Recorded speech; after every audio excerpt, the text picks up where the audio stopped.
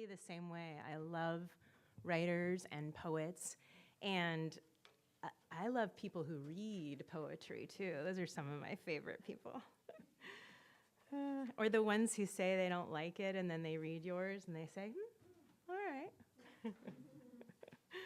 Yeah, so thank you for including me in this month's featured poets. I live in Portland, but West Seattle's very familiar to me. In fact, we have a C&P mug in our cupboard back in our kitchen at home because we visit my mom and dad here who live in West Seattle, and they're here tonight. Yeah. And don't you just love a good community cafe who supports the arts? I mean, they're the best. They're the best. All right, well, I'm going to read from my new chapbook, which was published by the Poetry Box. How's my sound? Am I good distance? Okay. Come see me afterwards if you want to take a copy home with you. I have a little stack with me. And I'm very proud of the art in front. A Brooklyn artist who I really admired allowed the publisher to use her work for the cover, and I really love it. And I'll start with the title poem, Remote Control.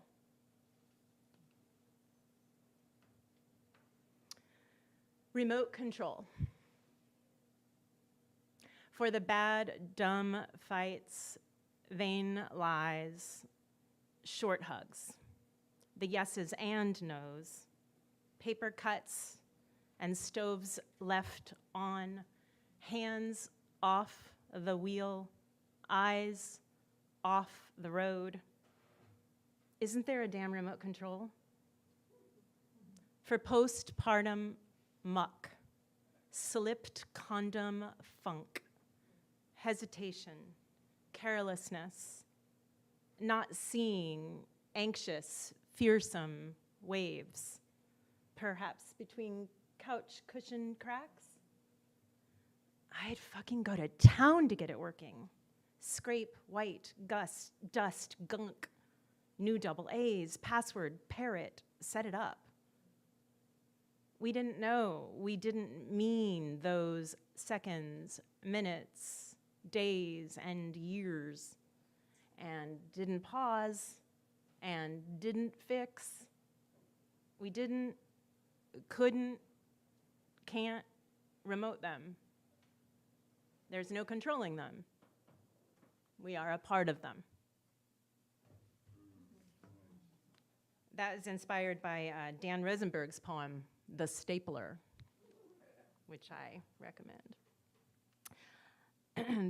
That poem originally appeared in Unleash Lit. And the next poem I will read is inspired by Angela Jackson's poem, Epiphany. And Witness. I've been certain as a fiery coal, purple hot and set to cook. I've been duped, silly, eating crow.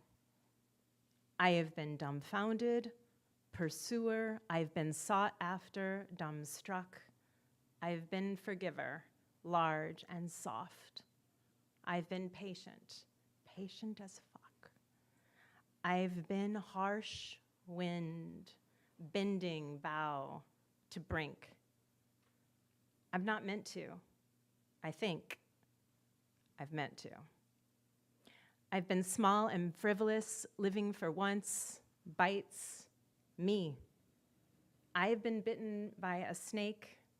I've been the snake, hiding in the reeds, pretending to be the reed.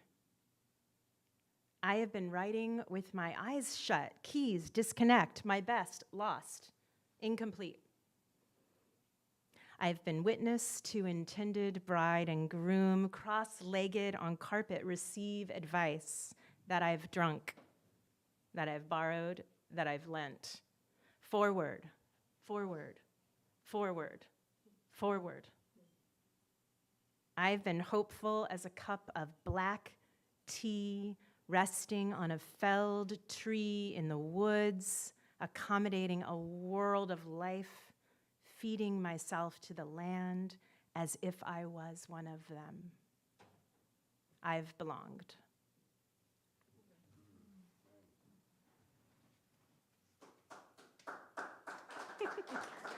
Thank you. Feel free to express yourself in any way you choose.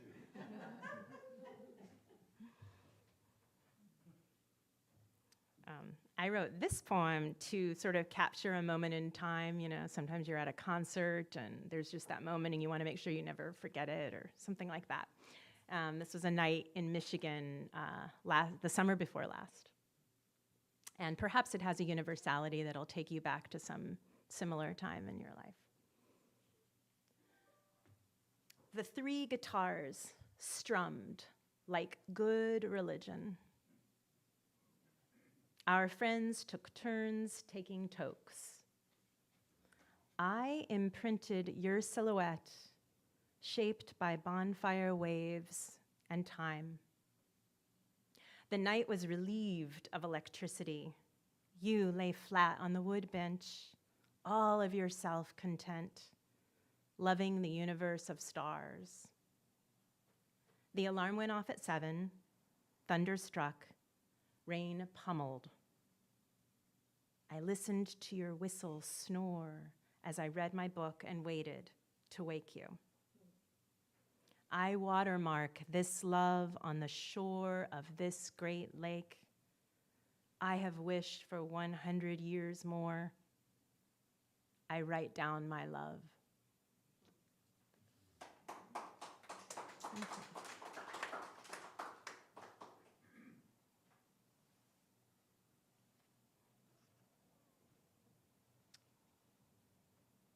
This next poem is the one that most of my friends who've read this book like the most. I don't know if it's the most accessible or what that means, but easy place. As the cold brown shivering coat walks by, walking his barking brown dog, and a squirrel scurries up a tree, my cat drinks rainwater from her easy place on the patio table. She alights there whenever she wants, for as long as she wants, her hindquarters broad and stable, to sip with unhurried tongue, deliberate and anticipating nothing. Or, which is to say, everything. Or so I reason, tethered as I am to human motivations, measured and arbitrary, with rules, boundaries, goals, points. Oh, if I ever get that nervy, that steady in my haunches, that accommodating to my thirst, I might relax in my own easy place, a moggy right place, clear as water, old as sunlight. Thank you. Thank you. The next poem, Euphemism, was my first poem I ever had published in the Comstock Review. Euphemism. My friend's daughter studied the year abroad. In Malaysia, she cooked and posted on Instagram. At once brilliant in red silk dress, yet homesick too, inside Ecuador warm torrents and yellow fruit. I'm going to re-say that line. Inside equator warm torrents and yellow fruit. Her mother ached for the changing dimensions. Not that she'd trade them and could not anyway, but still. I did not say this aloud to her, but I had a vision. What a thing, I thought, as we sipped tea in my green kitchen, to be 48 and burdened with loving what we cannot safeguard, like a nation contracting, fearful of her complicated parts. I've shared fig jam and kindly questions with neighbors on porches when other neighbors out of nowhere commandeer godliness and refuge eludes us, feigning surprise, stupidity, failing trying, dumbfounded, then firing back, frantic, failing. And just like that, an unfinished poem, meaning breaks down, and I cry. I apologize, attempt to forget. I have a friend, veteran gleaner of goodwill, who says when she peers through gleaming retail windows, she foresees a fluorescent lit future, past perfect rotation for the culling, ripping, reconstructing. Some say paying attention is a kind of love. Despite defectiveness, at least one person has reached this far.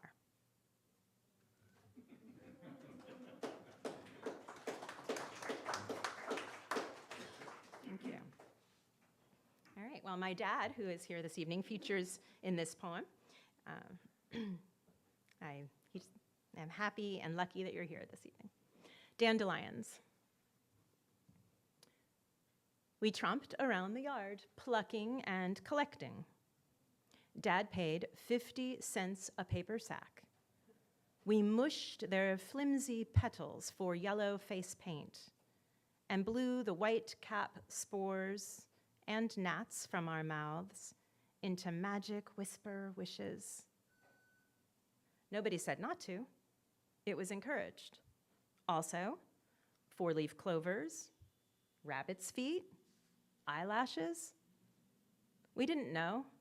Their spring green leaves were an old world mainstay, that they'd rise again, a delicacy at farmers markets, or that when my son picked them on walks, I'd discourage dispersing his wishes near the neighbor's yard.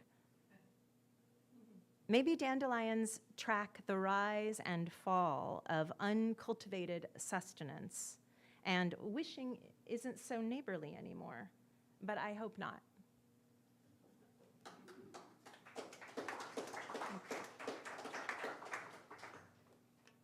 I'll close with a newer, unpublished poem that I'm still sort of massaging. And thank you so much for your close attention. And I look forward to hearing some of your poetry and to meeting some of you. The Secret to Joy.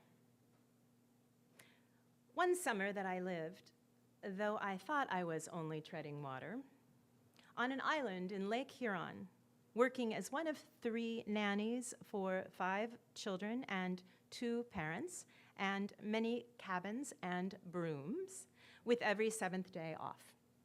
I would pack my paper sack lunch with crusty bread and hike the mile-long perimeter in cut-off denims and t-shirt to the other side, the barren side, taking a paperback and water for a day in the sun on a good, flat rock. Pre-Cambrian, Nick liked to say. To perch and read or nap and pee in between. I wrote with blue ballpoint pen in my spiral notebook, I will watch the sunrise every day for the rest of my life. What is the measure of 12,345 warm orange starts captured in one threadbare blue pocket? What is the color of this poem if it isn't regret? What is the shape of time? Is the opposite of joy still joy? I think it might be. I think it might.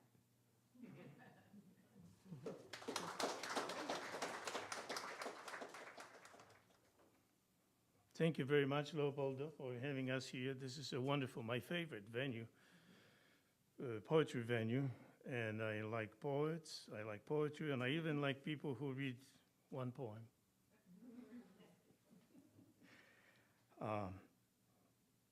I'd like to read tonight poems from the Immigrant Song. This is my new collection. I'm finishing this up.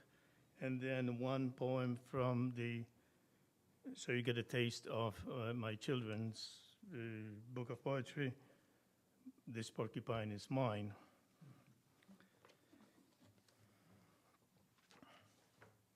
I better use eyeglasses, yes.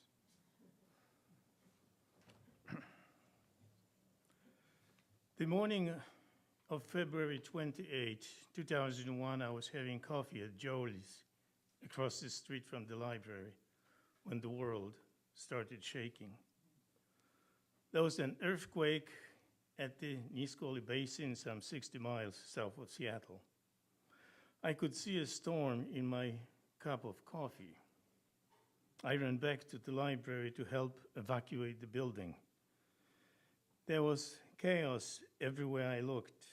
The earthquake was over in a few minutes. Heaps of books lying on the floor between the stacks, rows of shelves folded like domino pieces, overturned furniture, several smashed computers. It took the library staff 2 days to tidy up the library for the opening. I knew I was in Seattle.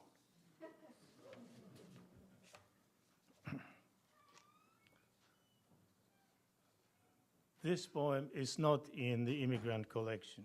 I just couldn't resist sharing it with you. For privacy reasons, they stopped calling patients in the waiting room by their names. Instead, a nurse assistant now calls the next person the gentleman with gonorrhea.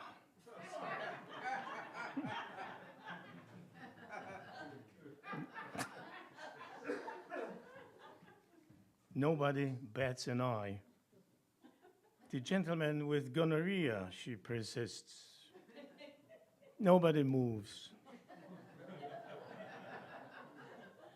Knowing she cannot call the gentleman by his name, visibly irritated, she calls the third time, the gentleman with gonorrhea. As one, all the male patients get up and leave.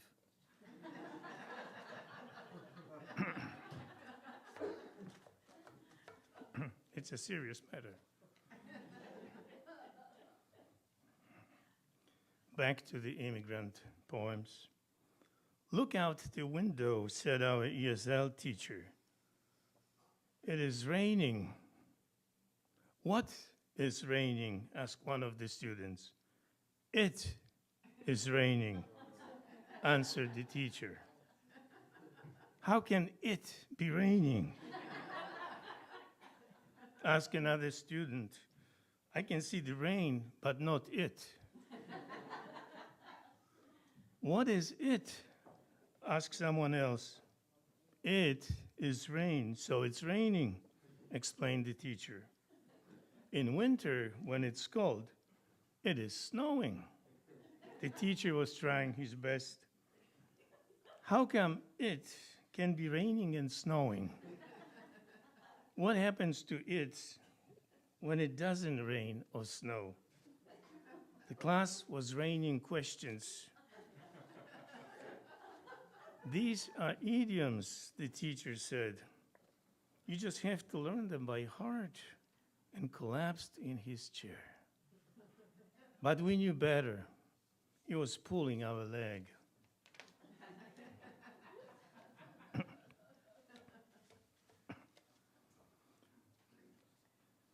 There's nothing immigrants won't try to improve their speaking abilities.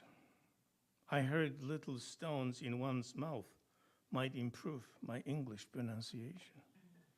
Never mind my mother telling me not to speak with a full mouth. I wasn't a kid anymore. As if English words were not a mouthful, now my mouth is full of stones. That's the end.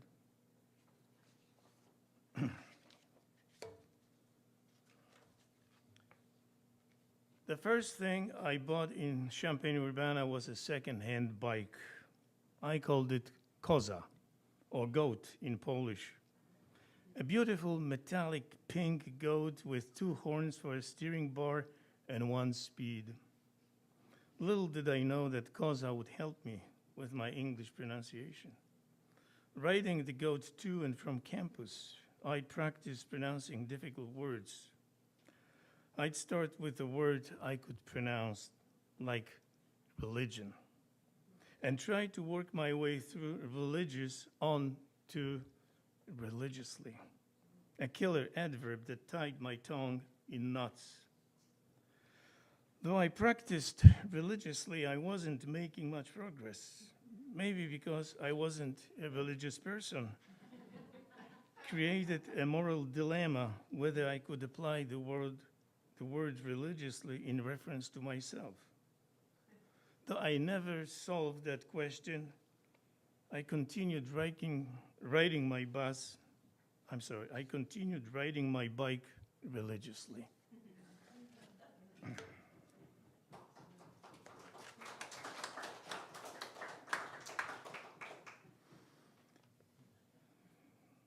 Words come to me like birds to a scarecrow.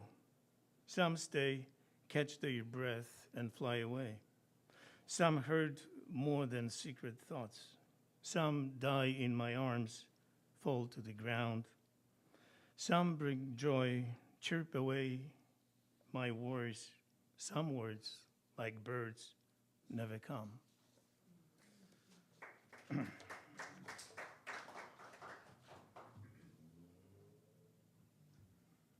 This is for the Italian in me. Looking for a job on a U.S. Army base in Italy, I came across a librarian position. I submitted my application and credentials. Having received no reply, I forgot about it. A couple of years later, a 7 a.m. phone call ruined my REM sleep. The U.S. Army wanted to speak with me. This is major. There is a job opening in Savannah at the Army base. You can start right away, but there's a little caveat. To be eligible, you're required to sever contact with your family in Poland. We don't joke or fool around, so what it's gonna be. Thanks for the offer. But there's no job I'd trade for my family. Good day, Major. I'm leaning on Joseph Heller here, of course.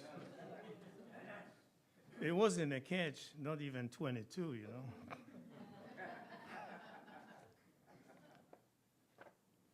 Don't ask a Pole how he is.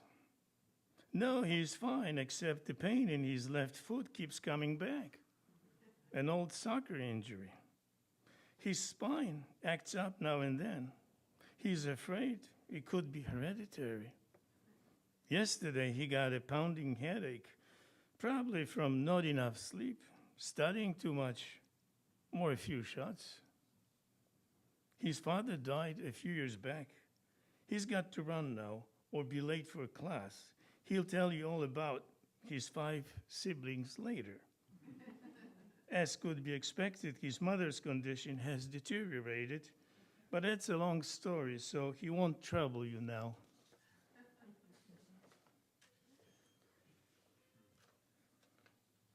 The design of metric system is simple, if not beautiful.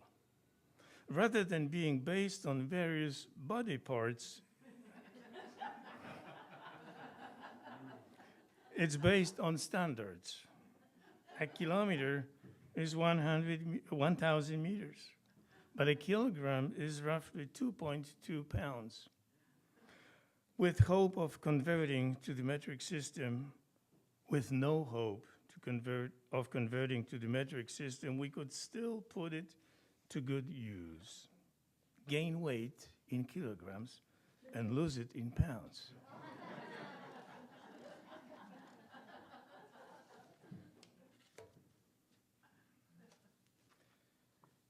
In Poland, laughing at Soviet things was a way of life. The Central Committee in Moscow insisted the highest peak in the Soviet Union be crowned with a bust of Lenin. Many Soviet mountaineers labored getting the heavy bust to the top of Mount Elbrus, an area known for frequent lightning. It didn't take long before Lenin's bust got struck and melted. Was it his sex appeal or his shining pate, we'll never know. A new expedition was soon on its way, dragging another bronze bust up the mountain's top. A couple of months ago, a wax replica of Lincoln's statue in Washington, D.C. got badly disfigured by high temperatures. It seems nature has disregard for human values and favors no political system, turning everything we built into dust.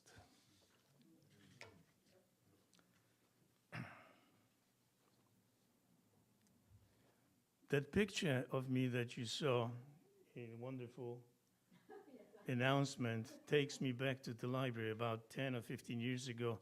There was a fantastic celebration of the first folio that was actually on display at the library for 3 months.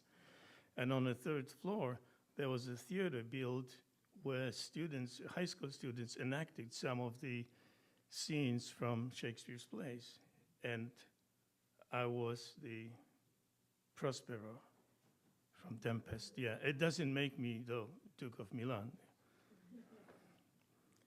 One day, Seattle woke up to a Times article about the public library, allowing patrons to carry concealed weapons on its premises.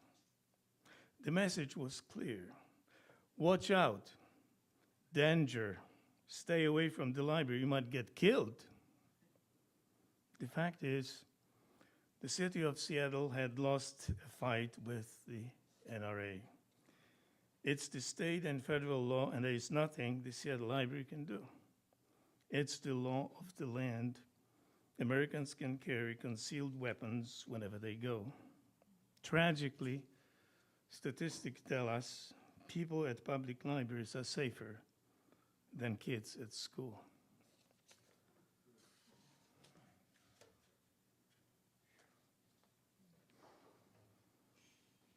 Forestry summer classes were held at Dixon Springs in the Shawnee National Forest. It was the hot summer of 1980 when we enjoyed 3 weeks of temperatures topping 100 degrees, extra humidity free. When it got dark, we'd go outside to watch dry lightning and have a couple of brewskis. One night, 4 local farmers showed up at Dixon Springs welcoming committee. We know you are young guys with long rifles, itching to be fired. We have young daughters, but you boys don't even think about our girls. Our rifles are longer than yours.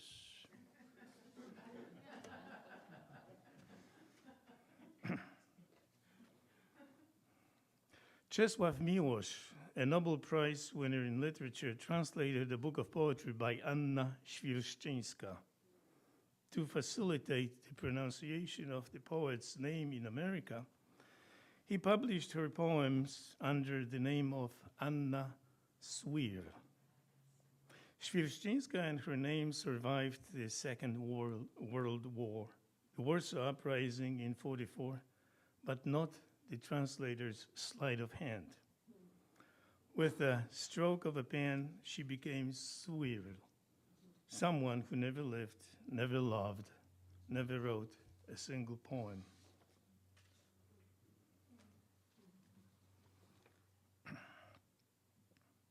The ethnic joke has the face of a friend.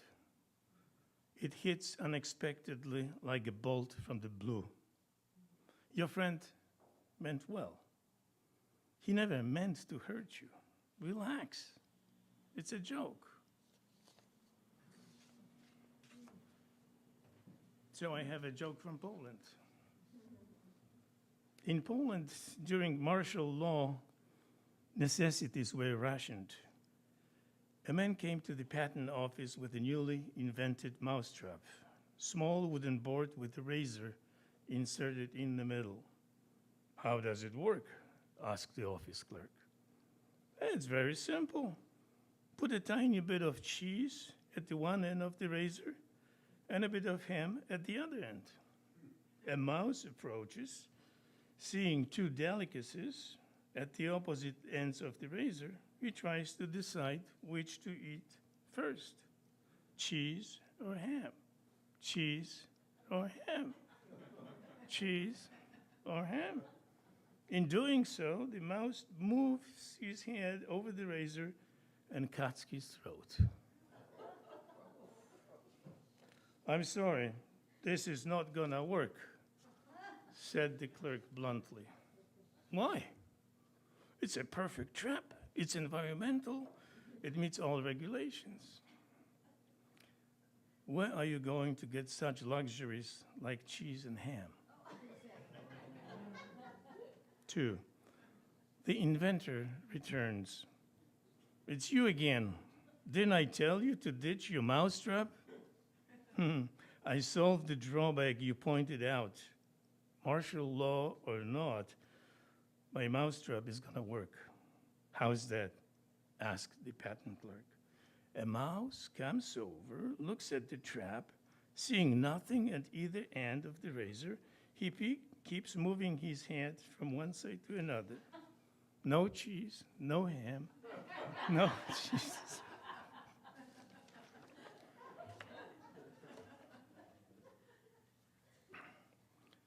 This is a poem from the This Porcupine Is Mine. Fox the Sly lost his contact lens. It made him cry. He couldn't see, he's so tense.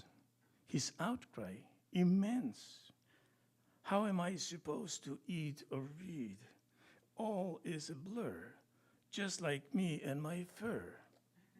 But Fox was sly, in his new state wouldn't fly. His new state wouldn't fly, so he turned his eye to another prize and now reads between the lines. And this is the last poem I'd like to end my reading with. I only ask one thing. One day without war. One day without bloodshed, one day of peace on our earth. Tearful, torn up, blood-stained. Is it too much to ask? Thank you very much.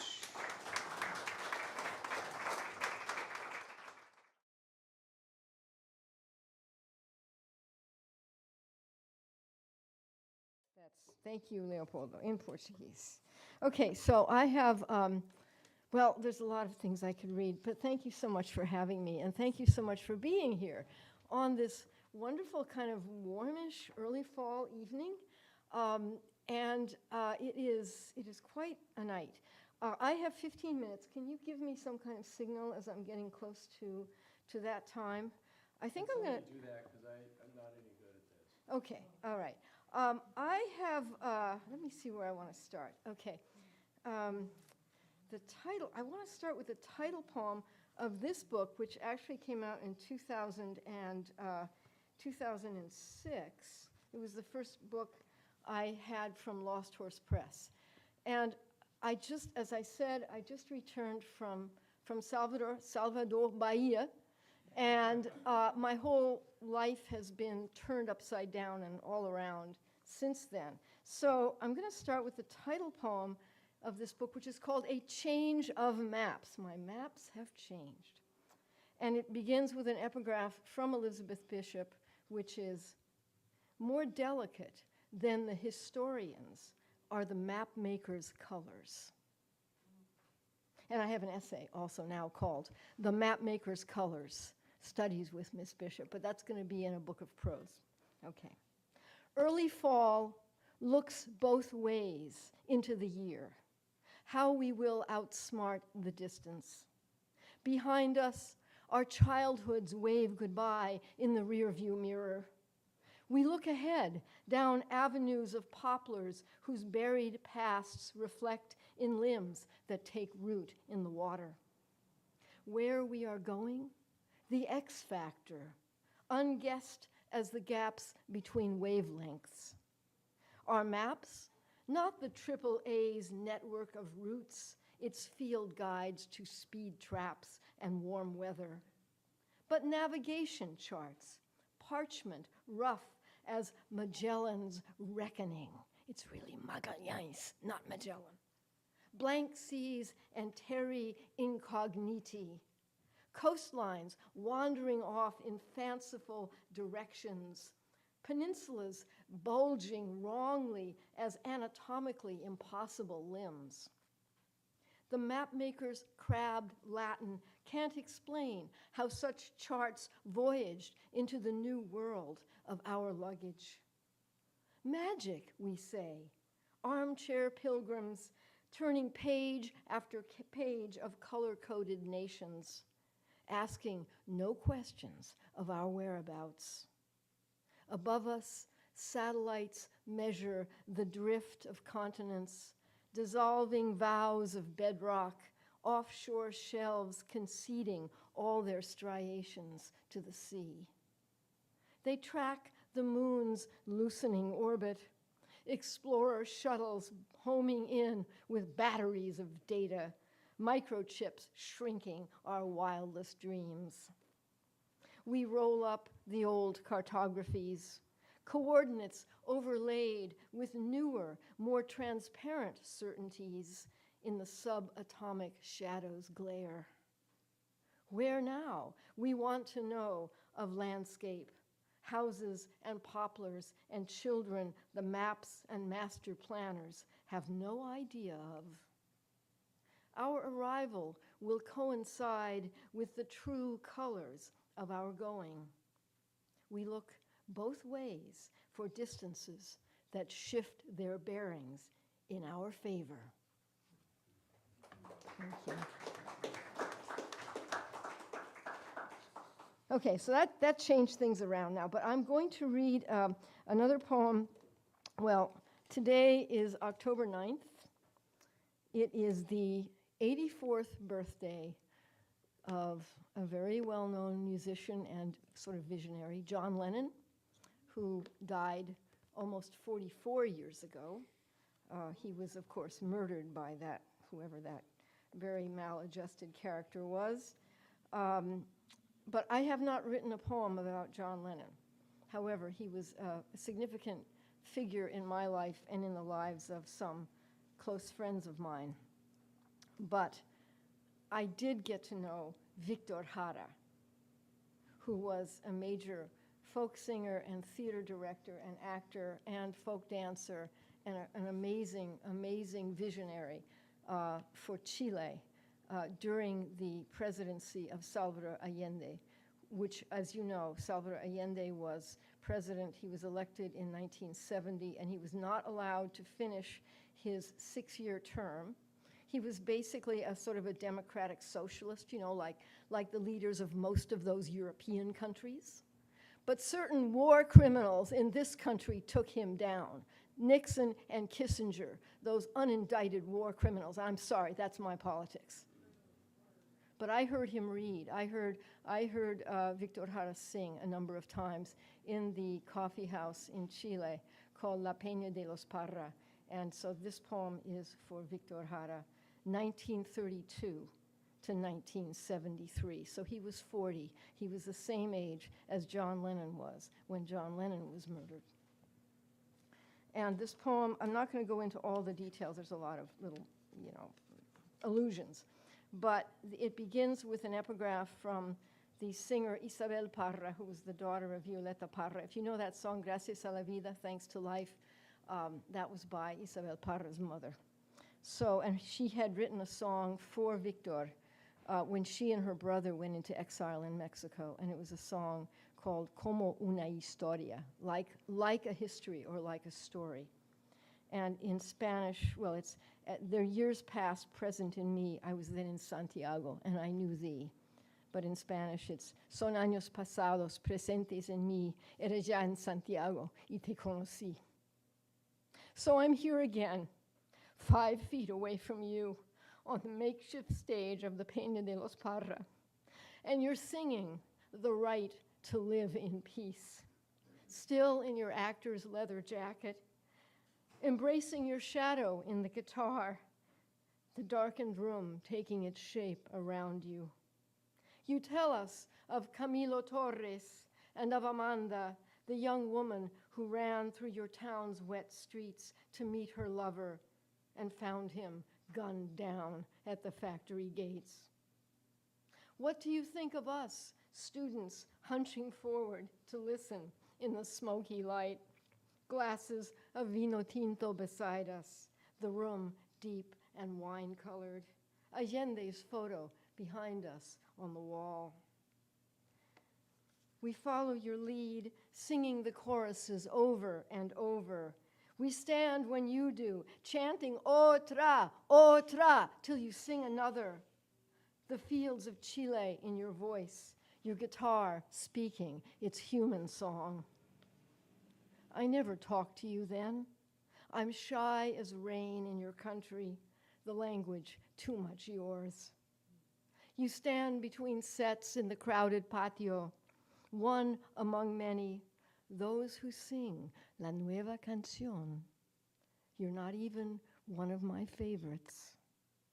Did you know then that shadows would swallow the back galleries like memories no one could get used to? That you'd sleep in shifts those last days, taking your turns at the locked gate, the shortwave radio crackling with surveillance. You'd refuse the last chance to destroy the tapes, your songs filled with those who did what they had to, lined up against walls of the Estadio Nacional. How could you believe it when the time came and your voice grew too big for the cell where they broke your hands because they couldn't make you stop? Once again, it's September, and I sit in this small kitchen listening to Isabel Parra sing Como una historia, her lament for your death. Her voice breaks in the tape, telling the names that make nothing easier, our words that cannot reach you, foghorns sounding all night along the river like a story from someone else's life.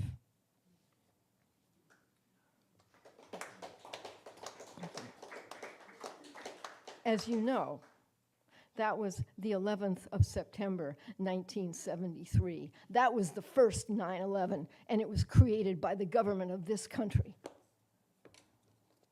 Okay, it's enough from me. Okay, I'm going to go to another place here. What did I just read? I read a change. Okay. In honor of one person, I was having a conversation the other night with one person about literary life in Russia. So this is another river, not the Mapocho in Chile. This is the Neva, which runs through St. Petersburg, Russia. Well, and of course, St. Petersburg, alas, is the hometown of a certain Soviet leader, or whatever he is now. You know who I'm talking about.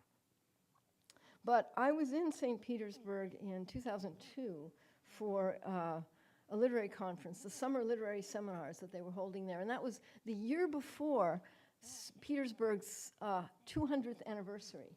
And it was amazing. They were constructing all this stuff for the following year. But it was sort of, I was on these literary tours, and we were seeing all of these literary places in St. Petersburg, you know, like various cathedrals, and we went to the Mariinsky, saw the ballet, and saw Boris Godunov, and, you know, places where Nabokov, frequented as a young man. And one of my favorite places was the apartment that they figured was the one where Raskolnikov stayed. And apparently Dostoevsky, when he was writing that, he measured out the number of steps to the river so that, you know, the crime scene in Crime and Punishment was accurate. And there was a wonderful graffiti on the wall of somebody holding an axe with what looked like blood. And apparently it said something like, Radia, where's the axe? You know, in Russian. Okay. St. Petersburg upon the Neva. Oh, and another thing. This is a ghazal. It's a ghazal. These white nights glow, midsummer's dusky sheen upon the river. Gold domes of the resurrection mirror spilled blood's gleam upon the river. The bronze steed rears on his granite cliff above the mythic serpent's coils. Great Peter spurs him. Hoofprints sink into winter's iron screen upon the river. Where goes Raskolnikov? Outside his dusty flat, graffiti in the stairwell asks, where's the axe? How many steps to where it drains its spleen upon the river? Pushkin's young wife at her needlepoint as the dueling pistols stutter. His death mask and her dancing slippers in shadow minuet careen upon the river. On the Mariinsky stage, Boris Godunov glides in filigree, his coronation cage, mourning for ancient Rus, the traitor's scheme upon the river. In the summer garden, the boy Nabokov drops his mesh net over monarch's wings. Marble fawns tilt their pinions toward him, pre-revolutionary dream upon the river. Akhmatova, in a black shawl, intones her requiem. Russia's grieving queen at her window in Fontani Dome. Her guest from England marvels, but Stalin pounds his fist. Writers' graves grow green upon the river. Leningrad's 900 days burn in the eternal flame at Piskaryov. The nameless dead nestle under grass, their memories and ashen seen upon the river. And then, of course, in the final couplet, the poet has to name herself. Hey, word mangler, waken from your gilded, inlaid days. Stroll with poets, from the idiot to the stray dog, footsteps measured by Wodka's golden mean upon the river. And what I didn't say was that the first time I read that poem was, I read it at the Stray Dog, which was the actual coffee house where all those poets were performing in that, halcyon days pre-revolution. So that was an honor. That was a real honor. I felt like history was happening. Do I have? You got 1 minute. 1 minute, okay, I'm going to read, okay. I am not entirely a confessional poet, but my alter ego, Yulene, likes to confess. So you're going to get to hear the Yulene poem in Nasty Women Poets. And remember, that's such a nasty woman. So yeah, Yulene ended up in this anthology. I'm not going to explain Yulene. You'll figure her out, right? Okay. The Confessions of Yulene. She's my alter ego. Okay. I eat too many Twinkies. I ask God to make me virtuous, but just not yet. I pick tater tots off other people's plates. I order 40 large pizzas for the house where my old boyfriend lives with that new babe of his, and I use his credit card number. I go through my new boyfriend's wallet looking for photos of his old girlfriends. I get most of my ideas off the internet. I steal the rest of my ideas from the renegade saints with names like Augustine and Aloysius and Simon Stylites, who spent years standing on pillars in the deserts of Iraq. I stock my bathroom with toilet tissue swiped from fast food restaurant dispensers. I swear on Epimenides' Perplex, whatever that is. I take naps anytime, especially when stuck in rush hour traffic. I'm a Capricorn with Kundalini rising. I make videos of myself on YouTube dressed entirely in marshmallow paste and little pink squiggles of birthday cake icing. In high school, I snuck out with all the punk poets in my hometown and flamingoed the vice principal's front yard. Now I'm casing the lawn of the college president's McMansion. I raise my grade point average like a hot air balloon. I tell only lies in my confession. Thank you. Thank you. Thank you very much. Thank you.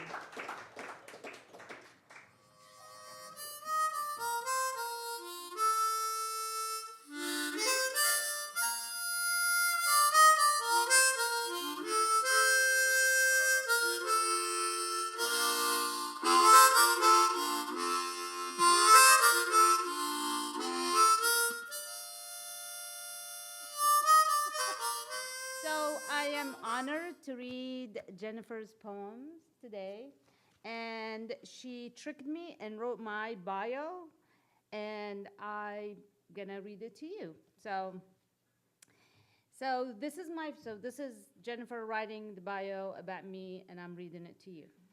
This is my friend Nehaya Dashti, born in Kuwait, traveled to India, then to Europe, and on to the States to do university work in Texas. You're still standing there, okay. When she graduated as a special education teacher, she first taught in Denver, then Texas, and now she is teaching special education in Seattle Public Schools. She is also a writer, and I have read her first book, an account of her journeys, physical, educational, and cultural. Wow, true adventure.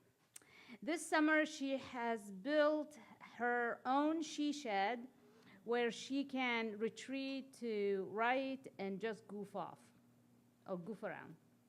She is also a shark at board games. You may see her playing board games here at C&P with Ben Shimizu, our famous West Seattle dog whisperer.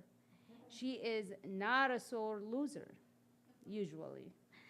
Nehaya will read what Zach Charles, who is editing my poems with Corey Fowler, as the assistant editor, referred to as Jennifer's sex poems.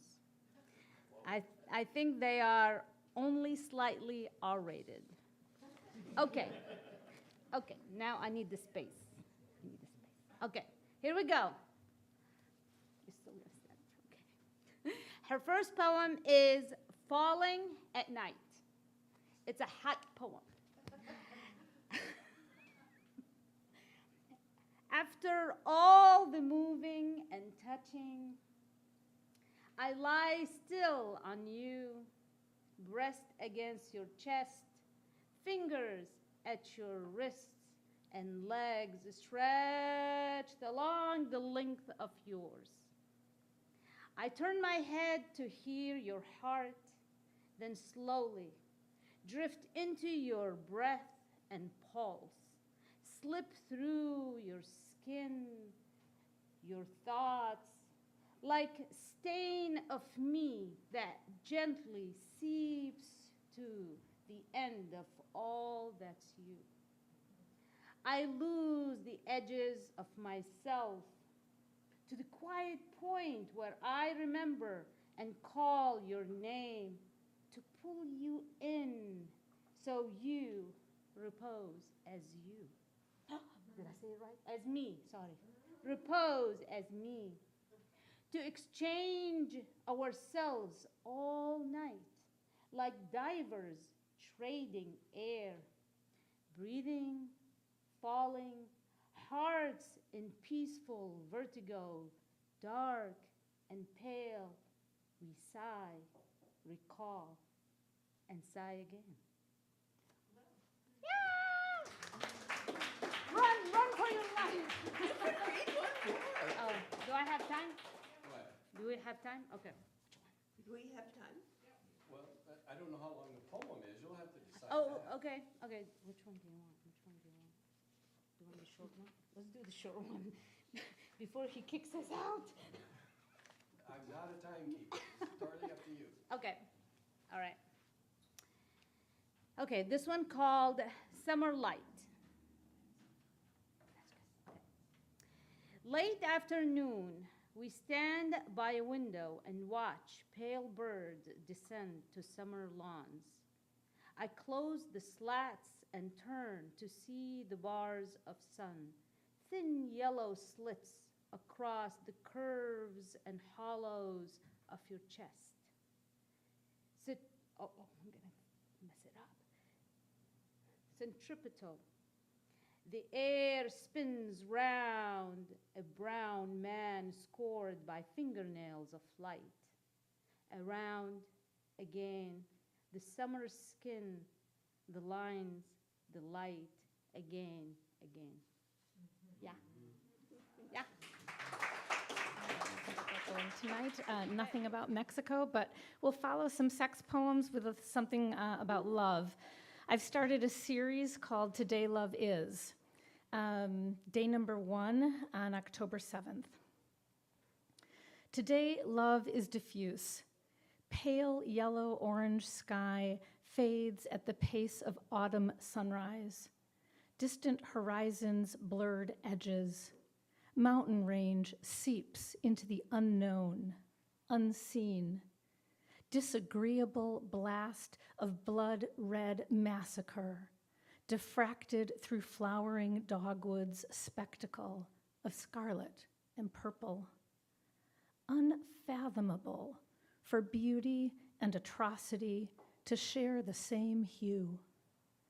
Disillusioned as the hummingbird hovering until it perceives stale sugar water, backing away, seeking nectar elsewhere, some other day, anniversary past.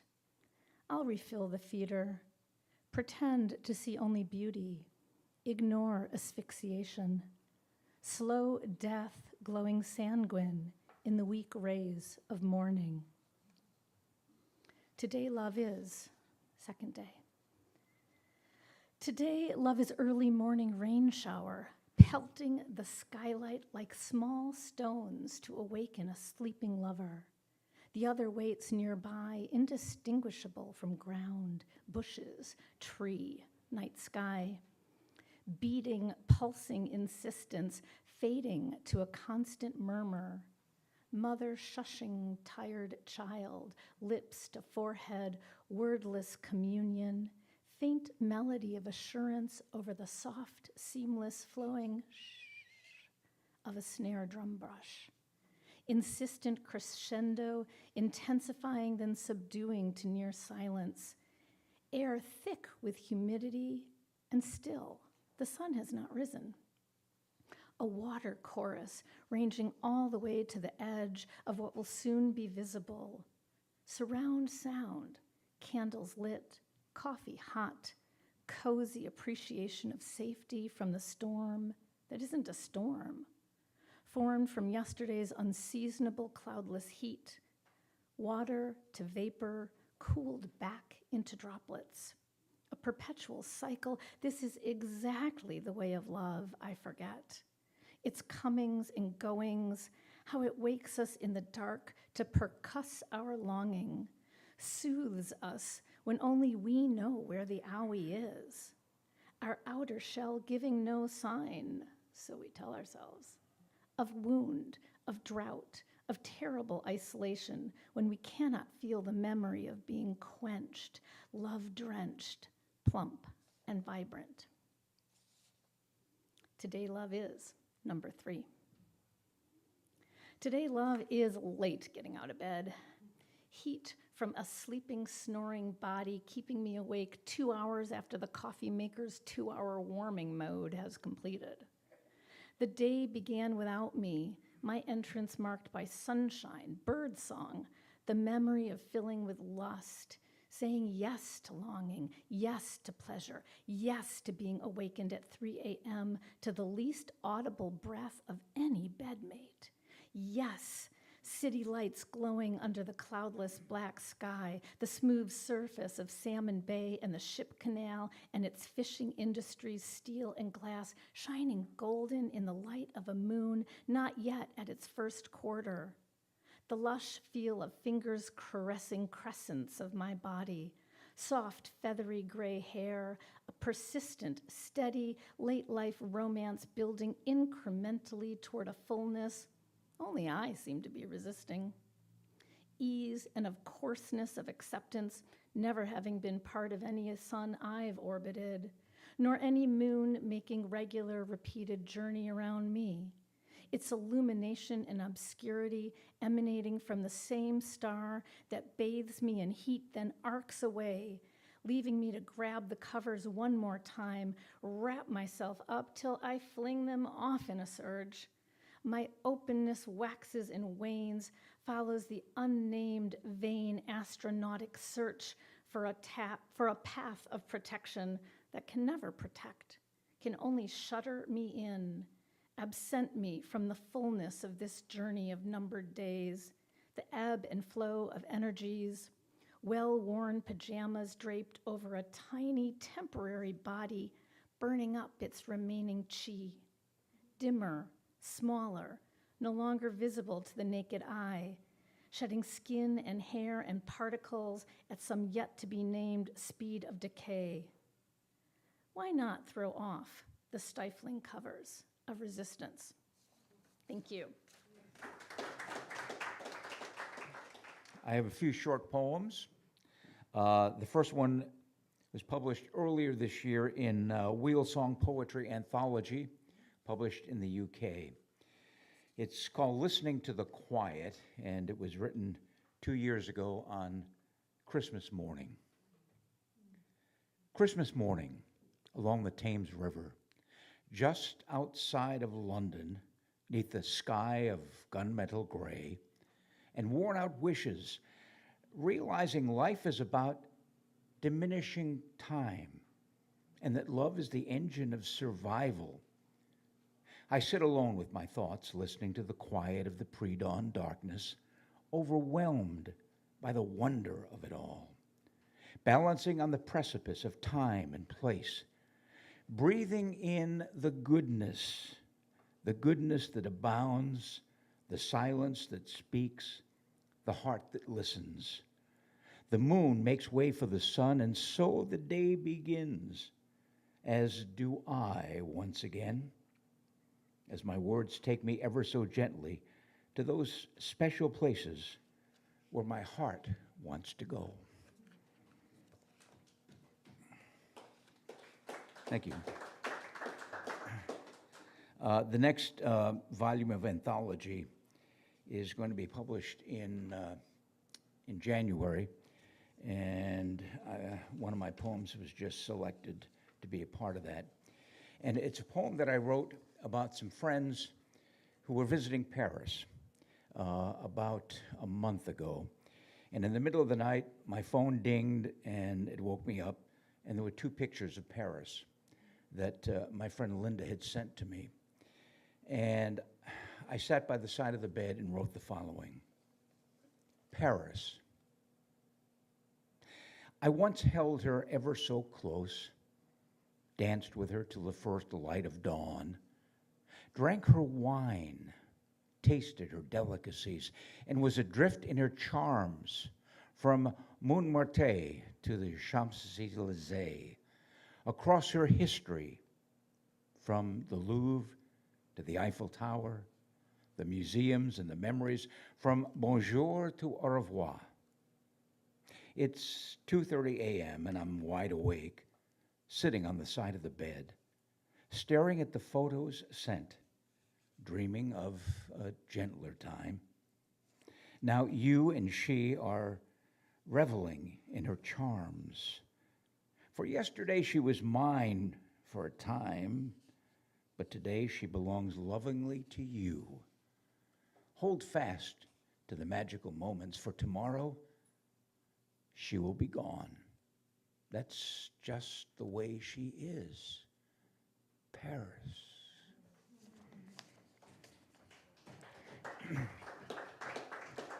I went to a fundraiser a couple of weeks ago for Daria Farivar, who is the only Iranian legislator in the state of Washington. And having spent some time with her, I wrote the following based on her, I felt her resolve. It's called Resolve. From her Iranian heart, it's filled with dreams, love, and acceptance, but not for the status quo, but for the promise of a better tomorrow and all the tomorrows to come. She stands tall in the shadow of Cyrus, connected at the heart to a community filled with hope, imploring justice, urging involvement, advocating for action, while healing division for the greater good. We all must join together with one voice, holding hands with time, to follow the night into the morning, ever forward, evermore.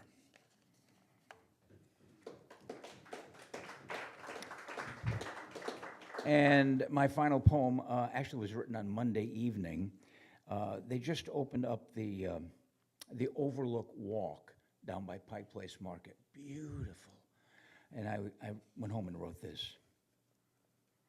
It was an early evening of fish and chips and plastic pumpkins, following a leisurely stroll along the Overlook Walk, watching the colors of the October sunset, illuminating the Olympic Mountains, fashioning photographs and memories as the leaves displayed their luster in crimson, purple, and gold, while the season danced slowly towards the edge of now and then, offering gifts of gratitude with a heart filled with wonder on the first Monday in October.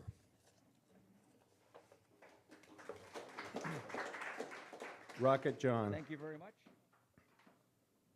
He designed jet engines for Boeing, so they called him Rocket John.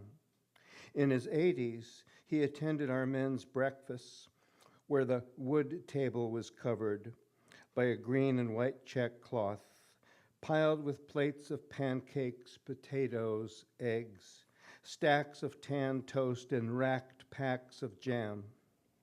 Our middle-aged waitress, wearing the same white wide apron each week, hovered over her brood of elder recovering men, protecting us as a mother hen, while sweeping in regularly to refuel our porcelain mugs with the coffee that propelled conversation. Together we spoke, alert for clues on living sober, while each day people and situations rattled our raw nerves. Feeling called to be responsible, honorable men, we viewed others our age as being far ahead, settled down, having made their mark. It was as if we'd been dropped in a forest at dusk without map or compass, with an anvil of black hanging over our heads, ready to plunge if we drank again. This dilemma shared was the bond of the group. John, a tall, big-boned, resolute man with thick gray mustache and prominent chin, regaled us one day of a time in World War II when he was trapped in a foxhole with two other soldiers, cut off, their position overrun. They could make out individual voices of the approaching Germans. John asked himself, what have I got going for me? I've got my gun. I've got ammunition. We've got water. I've got three good things going for me. Somehow they managed to live through that scrape, and John would later stand atop Hitler's desk in the Eagle's Nest above Berchtesgaden, ringed by Russian soldiers who laughed as he performed an act of supreme disrespect while they toasted, shouting, "This American's all right." It's been years since that talk in a wooded country restaurant, but I'll always remember what John told us that day. I've got three good things going for me. When at Mass I heard the priest say, "In the name of the Father, and of the Son, and of the Holy Spirit," I crossed myself and replied, "Amen."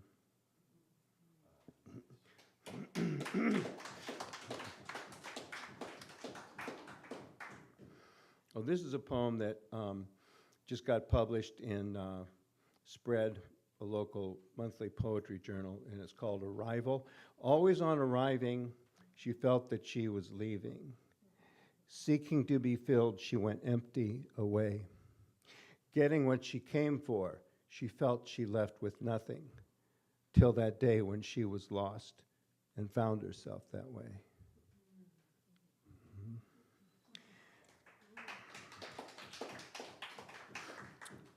Flock. Yesterday evening, after our weekly meeting, walking down the stairs with the group toward a statue of the crucified Christ, I envisioned our release like birds in the waning light. There's a unity to them, this band of individuals, winging their way home in the evening, in the clear breath of evening, over salt marsh runs, where cattails purr as one, moving in wind like strings of a grand piano, viewed in arpeggio from above. Each has a gyroscope whirring from its chest, the stirring, moving thing, animating wing beats, timing, exertions, animating flight. It's their souls holding bodies together, from breastbones to tips of tiniest bones. Each has an engine propelling from its chest, sustaining them as they move as one in an ancestral direction, a path ordained by God. What are they? Individuals or flock? They are both. Flying is the way that they show it. To fly each day aware in the paradox is to fly within freedom. It's why we look up to see 1,000 starlings pinwheeling in their blackness above an oranged bay, while the green and gray ferry awaits loading below.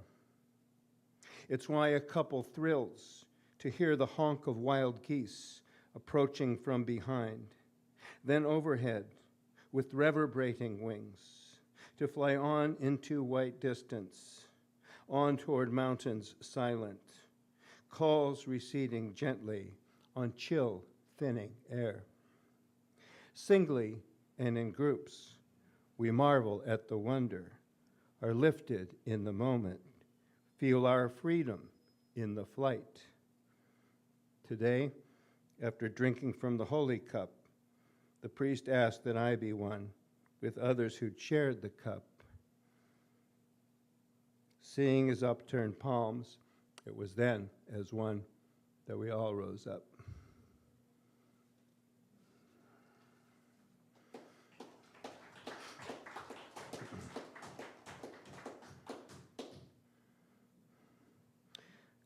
Stuck.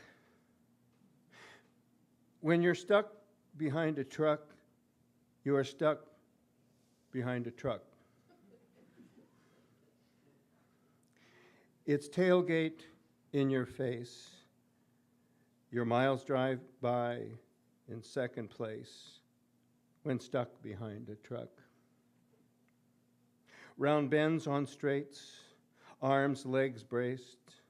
As minutes slow by, you cannot try to pass the buck. That's you in the car, and there is that truck. The truck is big. The truck is wide, with no way around on either side. Physicists and analysts convene to agree that given your situation, they can state empirically, you are stuck. When you're stuck, you're stuck. And good buddy, you are stuck. Thanks. As it turns out, today is my birthday. Oh, thank you, along with John Lennon. Aw, thank you.